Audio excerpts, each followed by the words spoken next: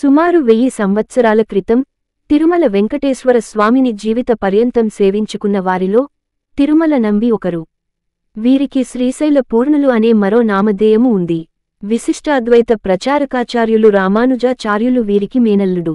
ఆ కాలంలో కంచి యందు మరొక నంబి ఉన్నందున తిరుమల యందు ఉన్న వీరిని తిరుమలై నంబి అని అంటారు. తిరుమల నంబి పాపనాశనం నుంచి రోజూ తెచ్చిన జలముతో శ్రీ వెంకటేశ్వర స్వామి వారి అర్చామూర్తికి అభిషేకం నిర్వహించేవారు.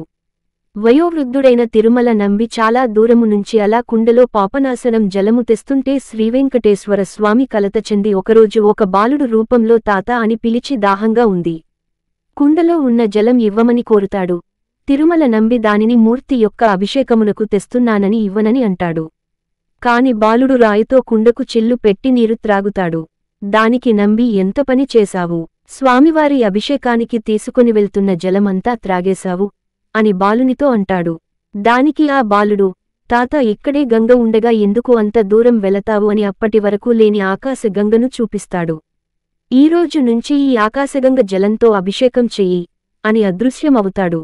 ఈ రోజు నేను కడుపు నిండా నీరు త్రాగాను, నా కడుపు చల్లగా ఉంది, ఈ రోజు నాకు అభిషేకం వద్దు అని శ్రీవెంకటేశ్వర స్వామి అర్చకులను ఆవహించి చెప్తాడు.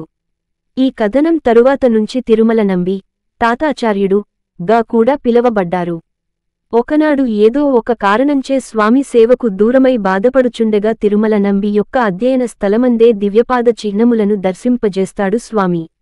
ఈ వీడియో మీకు నచ్చినట్లయితే వీడియోని లైక్ చేసి సబ్స్క్రైబ్ చేసి శ్రీరాముని కృపను పొందగలరు.